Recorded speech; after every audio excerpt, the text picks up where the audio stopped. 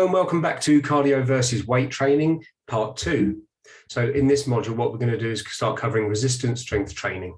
So what is resistance training? Resistance training is also strength training or weight training, is creating resistance to lift or pull against a force causing contractions in your muscles to build strength, anaerobic endurance, and size of skeletal muscles.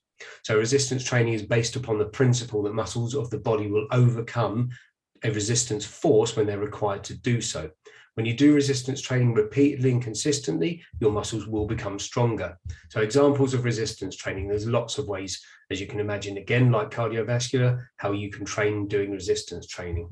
Some of those include free weights, which are classic strength training tools such as dumbbells, barbells, or kettlebells. You can use medicine balls or sandbags, which are weighted balls or bags.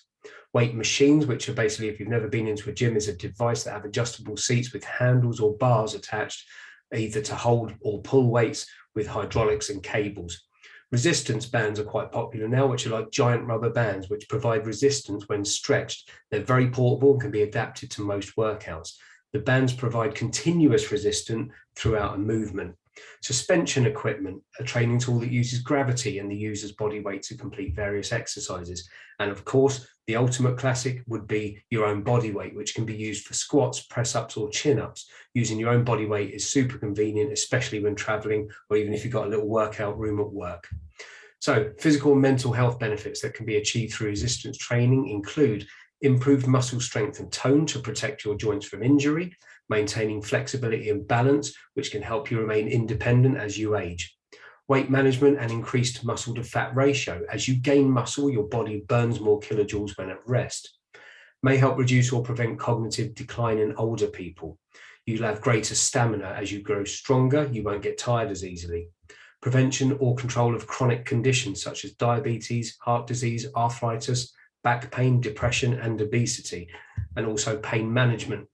Improved mobility and balance, improved posture, decreased risk of injury, increased bone density and strength, reducing the risk of osteoporosis when you get older, improved sense of general well-being, improved sleep, and increased self-esteem and self-confidence. You'll also enhance your performance of everyday tasks. Now, resistance training consists of various components. There's basic principles and some terminology I'm just going to outline quickly for you. So your program of overall fitness should ideally be composed of various exercise types, such as aerobic training, flexibility, strength training, and balance exercises. Weights, different weights and other types of resistance should be used. For example, a 3 kilogram hand weight or a body weight or even a resistance band will be used for different exercises during a strength training session. The exercise is a particular movement. For example, a calf raise is designed to strengthen a particular muscle or group of muscles or target that muscle. Repetitions or reps, onto some terminology now. That refers to the number of times you continuously repeat each exercise in a set. Now, a set is a group of repetitions performed without resting. For example, 2 sets of squats of 15 reps would mean you do 15 squats, then rest your muscles before repeating another 15 squats. The rest is what you need to take between sets. Now, your rest period will vary depending on the intensity of the exercise being undertaken and the desired result. So, as the saying goes, variety is the spice of life. So you need to be switching up your workout routine, such as regularly introducing new exercises, change the way you do certain exercises and varying the speed you do them, challenges your muscles and forces them to adapt and strengthen. Progressive overload principle, that's to continue to gain benefits of strength training, should be done to the point where it's hard for you to do another repetition. There's no point using a weight that's so light you can do 100 reps quite easily. The aim is to use an appropriate weight or resistance force that will challenge you to maintain good technique. Also, regular adjustments to the training variables such as frequency, duration, exercises for each muscle group, and the number of exercises for each muscle group that you do, as well as varying the sets and the repetitions, will all help to make you progress and help you improve. Now, recovery, very important. The muscle needs time to repair and adapt after a workout. So a good rule of thumb is to rest the muscle group, if you've particularly targeted a certain one, for up to 48 hours before working the same one in a similar fashion again.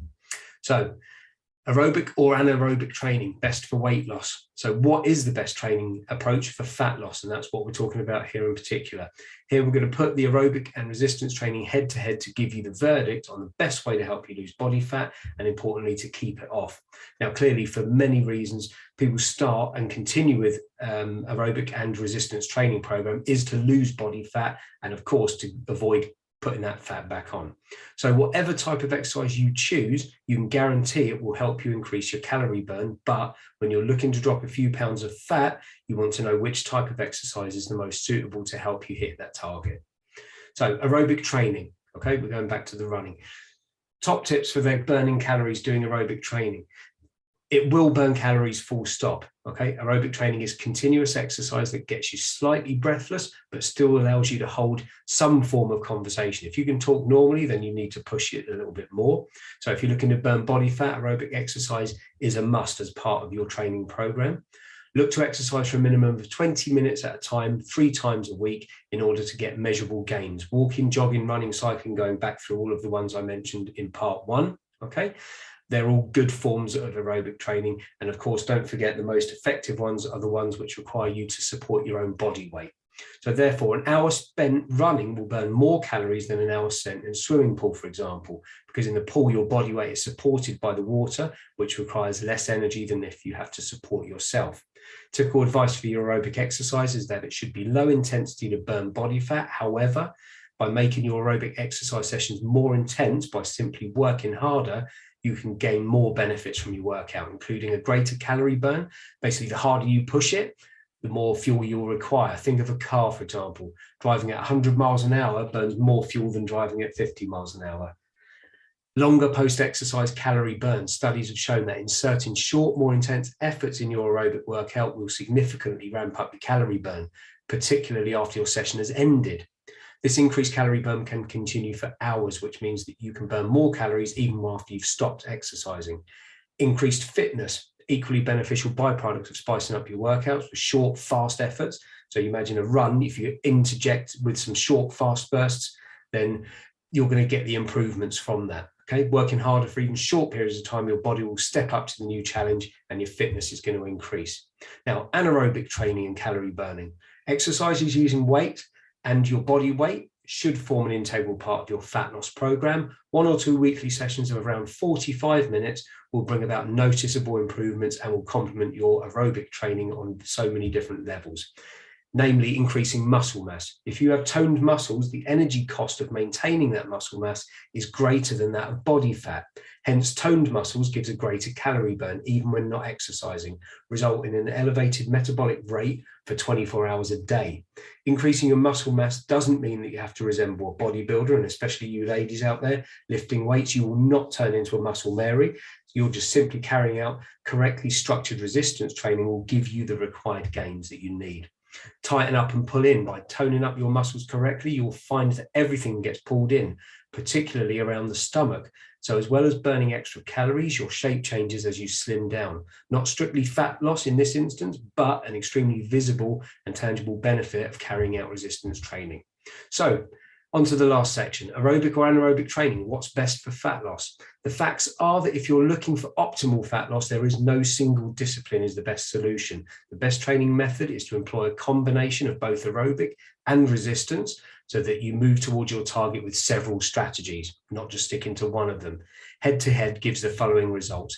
Aerobic training shaves off pounds of fat, tones and slims parts of the body utilized, frequently the legs, especially with runners, burns calories post-exercise, whereas anaerobic training shapes the body all over, helps calorie burn 24 hours a day as you increase your muscle, burns calories whilst at rest.